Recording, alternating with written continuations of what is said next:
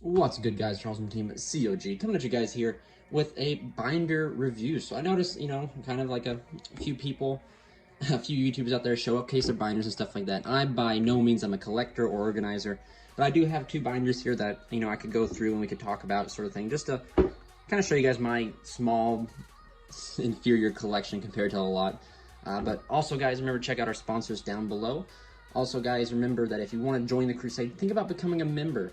A huge shout out, we have a new member. His name's Dragunity. I forget the last 4 digits, 1824, something like that. His name will be at the very end. I appreciate you for becoming a member. And also a shout out to Flexi as well, who's been one of our longest members for the first member. So yeah, so think about becoming a member, hit that join button down below, and get your awesome rewards. Also, guys, if you guys do not know, we also are doing a giveaway for the Gem Deck Tech Mortifier deck box here. Feel free to enter that giveaway. Head over to our community tab, and all you have to do is comment a deck you do not like to play against, and you're in the giveaway. The giveaway ends tomorrow, so hopefully I'll get this out to you guys here within the next hour or so. So then you guys who haven't seen it can quickly get into it. So without further ado, let's go ahead and jump into it. So this right here, this binder right here is kind of a small little 4-page binder. It's kind of where I put everything that I bounce back and forth between decks and stuff like that, like staples and everything like that, extra cards that I kind of want to hold on to. And also I have like another archetype binder, if that makes sense. So we'll go through that, but first of all, let's go through this. We'll go ahead and open up. This is a Dex Protection. I love this little binder. It's done. I've had it forever. But of course, starting out we have Magius, Equimax, and Hyotic Spears. I kind of have it organized by links. I have more Magiuses here. I believe these are the Prismatic Secrets. I did not really like the Prismatics. I really like the Supers better, in my opinion. I just think the Supers look better, and just like, in my opinion, like this, I think the shininess is just, too much in my opinion. These cards, we already had rarities of these cards. We didn't need these. We needed like Spath and Regulex. Then, of course, we have a Mekk-Knight Spectrum Supremes, a Pisty that I have just floating around here if I ever need to go back to it. Extra Almirages. Popping over, I have like extra Cerberuses, a Trigate, a Borolo. Like here's like my Link 4s I kind of just have floating around, like Borolo Dragon, Griffin, Witch's Apprentice, the generic Link Lymphonicus. Then I have some tinny stuff here, like a ultra rare Lymphonicus, Draco Master of the Tinny, Shaman of the Tinny, the Banned Argopane, Rip Argopane. Then I have like an ultimate rare Hayate here that I pulled way back when I ended up winning a tournament. We have Cleafort Genius, Platinum Gadgets. Though this card right here, I think this card's time is going to come to when it'll be good. This World Gears of Theological Imagery. I think this card will have its moment. These are Imperium sleeves on it, so this card will have its time, I think. So I have 2 of it.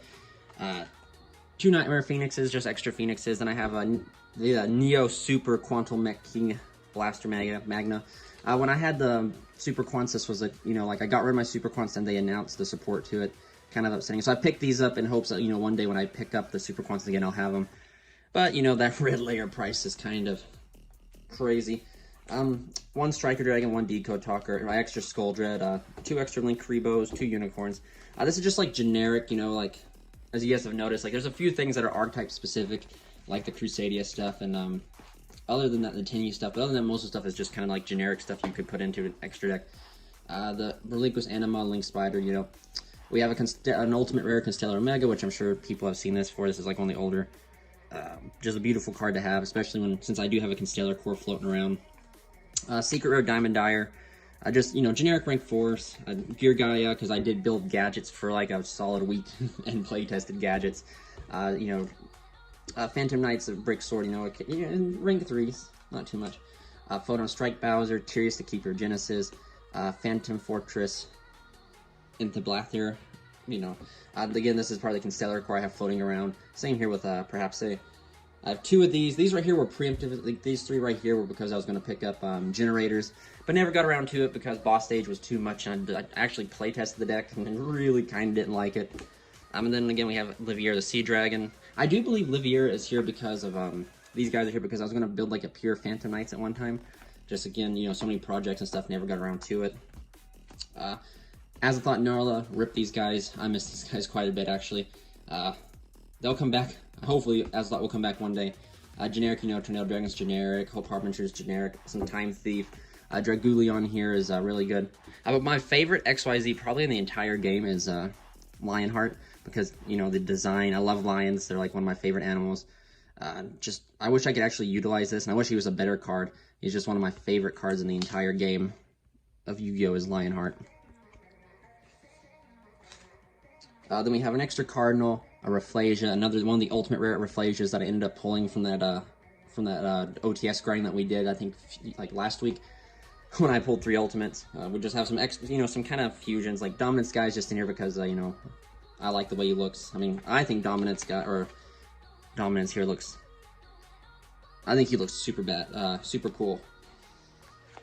We have, you know, kind of generic Construct, Winda, the best monster of 2018 or 19, I believe. Extra Gym Knight, Seraph Knight, and 3 Elder Entity Knits, and then a Dream Mirror Fusion that's just kind of sitting in here. And then we go over to my synchros. We have Leo, Trishula, Clearwing, and then Red Dragon, Archfiend Abyss. The reason it's like this is because I no longer have a deck that can make it, so essentially he's just in here because Agrippane's banned, and which was Agrippane. I think we passed Agrippane. Yeah, rip Agrippane. Clearwing Fast was just another option to synchro into. I was testing this over Dawn Dragster and Crusadia because you make this, because like Ranru and Draco are both wind, so all you need is like one wind non-tuner monster, and Arborea make this. So I was testing this, you know, it gave, you know, a bigger power boost and everything like that. So I might go back to this, believe it or not, because Dragster is just kind of, yeah, like, it's not the best by any means. The deck can already negate Dark Ruler no more, and Dragster just kind of is subpar in some senses, but Dragster is a spell and trap negation, and since Equimax is an omni negate, you know, Equimax covers both sides, monster and spell and trap, so like maybe ending on a Fast Dragon. And also the real reason is because Equimax will gain the attack of Fast Dragon. A Yazi is, you know, I keep a Yazi from my Zephyr days, and the Tinny days when you would just summon Yazi and then just spin back 2 cards, which was pretty good. 3 cards essentially, because if you guys haven't, check that combo out. It's way back when I did Tinny. And shout out to Chainlink for Tin Yeet. We got Crystron, Amnestrix, you know, just an extra Crystron. Crystal Wing Synchro Dragon. I miss making this guy in Crusadia, just such a powerful card. A day will come when I can use this again. And then this nasty sleeve here that my friend Ryan gave me. Ugliest sleeve I've ever had. I'm probably going to change this as Ib, the Synchro Ib. I miss this card. I wish this card could come back. I wish Konami wasn't stupid and didn't, you know, make cards so busted and ban them. We have this Highland Slim right here. This is for Noble Knights. I was playtesting an ignoble list that use this to get, you know, to the new equipped spell. I think it's a Durandal, I think is its name. Joyous, maybe. But yeah, that was, you know, you could synchro for this, summon this, you get a search and stuff like that. It was pretty decent. Draco Berserker, not much more can be said about Draco Berserker. He's just in here because, you know, he's a solid generic level 8 synchro that doesn't negate but banishes and applies a lot of pressure. You know, Herald of the Arclight. And then here we kind of get into like the random shenanigans. I have a World Legacy Lance. If you guys don't remember my old Crusadia builds, I always played a Lance and a Crown. And you would search Lance off of Crawler. So then when they try to attack you, you could drop Lance and, you know, do some damage calculation shenanigans. And I kind of do miss it. However, I just think it's too slow now, in my opinion. And I would probably play it again in the OTK variant if I ever decided to play that. We have 3 Phantasmes. I picked up these when they were like 17 or 16 bucks a piece. I have yet to use them in anything, but now at least, you know, at least I have them. This is Gladiator Beast Vesparis. This guy has a kind of a, let me wait for it to load. If you guys will notice there, his lettering is kind of misprinted, so I have one of those like that. Extra Gamma Seals. I have one. I like the supers more than I like the secrets or the ultras, so I have one. I just pretty much just ultra right here is just holding the spot till I pick up my 3rd super. And yeah, I got 2 Drawn Lockbirds, 2 Ogres, you know, just kind of like this is the generic like hand trap section of whenever like a hand trap will become good. I got a Brotar, I got a Sky Galloping Kaku, that's pretty good. An extra Kaiju just kind of floating here, kind of fits in here with the extra kind of things. A Pot of Avarice, I want to play Pot of Avarice at 2, so I'm just waiting to pick up my 2nd secret. I'm iffy on this card. I know people are like, when you play heavy combo decks, you need to play this guy. But, like, this card's only good after you get everything set up. So, like, if they, just my opinion, you need extenders to get you to a certain point. And if this card's in your hand, it's not an extender. So, it's a good card to draw off of something else. We have 2 Desires, 2 Monster Reborns, the Ultimate Book of Moon that I pulled from that OTS grind, if you guys have not seen that. My extra Succession, 2 Super Polys just kind of floating here. My extra 3 Call by the Graves, Reinforcements. Then I have Titansiders. I do believe that this card one day will have a moment to shine. It's a better Lost Win. And if I ever play a stun deck again, which you guys will see, one of my stun decks is in the Archetype Binder, I'd probably play this in there just because of the way that that deck plays. You know, Titansider just resets itself. It's really good. My little Solemn package, I have my warning should be somewhere in here, I think. Maybe not. But I have 2 Strikes, a Judgment. This right here is supposed to be a warning, but this is supposed to be my solemn little package to put in. I have Imperial Order, you know, red reboots. Rip these guys. I'm actually thinking I'm putting red reboot in the side deck to my CRUSADE, because the amount of times I see 1-ofs, I should see red reboot all the time. A 1-of Compulse, you know, I know this card's at 3, but it's a secret, and I just haven't got down to picking up my other 3 yet, because I haven't really needed it, because I'm not really playing stun. There can only be 1. This card was phenomenal. Side deck option if you know CRUSADE, who you just sided this in and you ended on a different attribute all the time. 2 Shade Brigandine. If you guys don't remember, I use this as a level 4 extender to be able to make rank 4s. I do miss this card actually quite a bit. It's one of my favorite trap cards in the game. Dimensional Berry. I picked these up when Shadal's Invoked were supposed to be popular, and you know they just kind of fell off the map. My extra Grave Diggers. Then we have my 2 Infinite Impermanences. I'm actually looking for a 3rd one because I think I'm going to try and side deck, for sure, side deck 3 of them or try to main deck 3 of them. And then I have 2 Field Centers here. I made this custom Siegfried one from Fate Stay series and all that type of jazz. And I have this Konami like World Championship one. But yeah, so that's it for kind of like my little white book. Now you guys are going to have to forgive me because I do need new binders, but I have this yellow binder here, and I've had this binder for... Let me see here. I've had this binder forever, and so yeah, you're just gonna have to forgive me. So this first page here is my Satellarknight core. Actually, every Satellarknight, this is the deck that got me into Yu-Gi-Oh! This first, every one of these are signed by special people. So like Deneb is signed by Yugi Nono. This right here, Altair is signed by Phoenix Flare. Unicalhai is signed by Imcol 40. Satellarknight Vega here is signed by Team Samurai X, and then I didn't get to have Alsum at the time. This is just kind of my Satellarknight core. This right here needs to get over there. So pretty much the entire core, Call the Haunteds, the Counter Trap. So if I was to play a stun deck, this would be the stun deck I'd go back and play. I just really love this deck, and that's why Titansider has such a cool interaction with Trevere here, because Trevere returns all cards, and Lost Win would be banished if it left the field, but Titansider would not, so you could just continually recycle Titansider with Trevere, if you so choose to. But this is the deck I maxed out already. Like the Treveres are ultimate, you know, like I have maxed out Altimus. My Ptolemaeus is ultimate rare as well. If I go back here, yes, if you guys can see, I have a Ghost Rare Delteros, ultimate rare diamond, and just kind of like some generic. Like I had, this was way back when too, so I had like an extra Redoer I put in here. I had an Underclock Taker back before we got Gravity Controller, and then this is right here, Ragnar Zero was kind of just put here, just to be put here because I pulled it from an OTS. Utopia floating around here. Then I have a Zephyr core that I'm still kind of iffy on working on. It's just, you know, way back when I built Zephyr.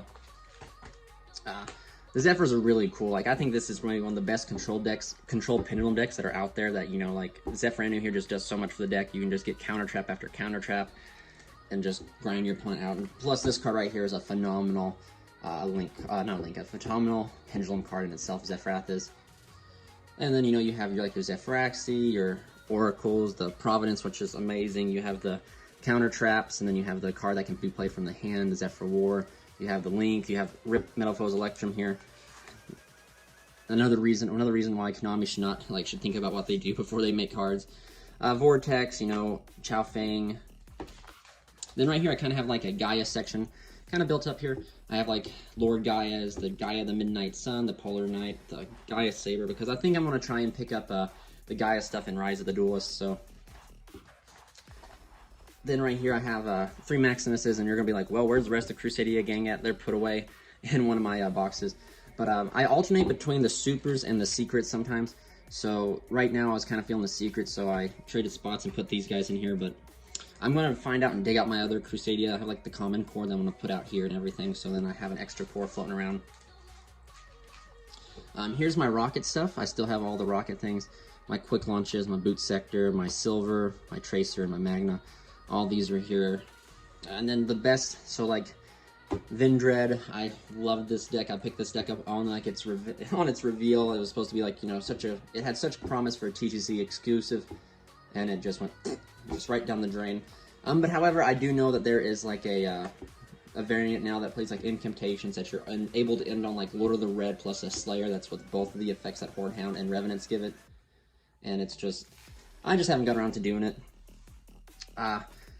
Solitaires, Mizukis, Unizombies, like Blooms, the Doom King, pre-prep, regular prep. You know, then here's like one of the most busted ritual spells ever made, a ritual from the deck, a Foolish Burial of Goods. Because the build I was thinking on playing would you use this to send this trap card to add it back with Savior, and then Savior, I mean, you had like a form of interruption with the effect of Origin and Savior. Like Burial of Goods, and it was like always like a 3-card combo. It was like Foolish Burial of Goods plus any zombie monster or zombie combo that could get you to Savior, could get you to the interruption with Reorigin, which was not too bad. There was a lot of promise here, and Konami kind of let it down the drain, sadly. But hopefully, you know, one day they'll revisit this and give it the support that it needs. Gadgets, I remember I picked up the gadget from Fist of the Gadget, because I didn't want to spend the money on Fire Fist at the time, so I picked up the gadgets as like a small rank 4 deck, and essentially all it was Redo or Turbo. 100%, that's all that it was. Another TCG exclusive that let me down that I picked up because I thought it would, you know, had potential was in Dream Mirrors. They've had very interesting interactions, you know, tagging out into the opposite, you know, thing, you know, and then they had, like I said, they had a Rhoda, they had a special from hand, Monster Reborn, this guy's useless. Special, pretty much the Dank Knight was a Dark Destroyer. This guy was almost useless, but provided a form of protection, you know. He was necessary for the Dark Knight. The field spells had very interesting interactions as well. They could tag out for each other. They didn't do anything themselves, but, you know, they could tag out. They ended up getting, like, a Tinky card to search anything, you know. They got a Hypnogia, which was a metaverse, I think, no, a set rotation that gave your opponent one of these. You know, they have a counter trap, they have a non-removal, a quick play fusion. So like everything is in the writing is here for this deck. And I might go back and try to play it, you know, with some of the Toon Chaos stuff that's out there, just because, you know, some of that stuff like the Daedalus, the Chaos Daedalus kind of help this deck in a way, but we'll have to wait and see. Then, yeah, I was actually speaking of Chaos Daedalus, I have one here. The fusion, this card was so much like, we're like, dang, this is not too bad of a fusion, but Chaos Daedalus, because if you guys don't know, Daedalus has to do something with field spells, and it's, you know, I think it's a 7, so we don't even have a 7 to use with, so essentially you just prop this down and kind of protect your field spell. Jar of Avarice, because before Pot of Avarice came out, I was testing Jar of Avarice, because, you know, you cycle through the Dream Mirrors quite easily, so Secret Rare, Jar of Avarice. The Time Thief stuff here, my wife is into Doctor Who. I've been trying to get her to play for a while, but she still is refusing, so whenever I convince her, I do have a Doctor Who, essentially, core here to kind of let her play. Dark Worlds, I had the Danger Dark World deck. I love cryptids like Bigfoot and stuff, and since Danger Dark World was one of the purest forms of the deck you could play, I have this. And then I have the Dark World, the Danger core somewhere. So there's this right here. Card just drew so much. My Gladiator Beasts are right here. I kind of stepped, this deck kind of just, you know, I just kind of moved. It was too much choke points. It was, you know, the best variant of the deck was playing World Chalice cards, and in my opinion, if I was going to put World Chalice in any deck, I'd just play pure World Chalice. So here's this right here. Still, I mean, this card's still one of my favorite cards in the game. Test Panther, I just love Test Panther. It does so much for a deck, and the fact that they have a themed Augur Pain in the form of Tamer Editor is just really good. But so, and then my one Roland for when I start picking up the Flame Noble Knight stuff. So, well, that's it, guys. That's it for the binder reveal. So, let me guys know what you think down below. Please remember to like, comment, and subscribe. And remember, guys, if you want to join the Crusade, hit that join button, and don't forget to try to enter into this Mortifier giveaway. So please, by all means, remember to go to the community tab, comment what deck you hate to play so you can get entered in this awesome giveaway. This is Charles from Team COG, signing off.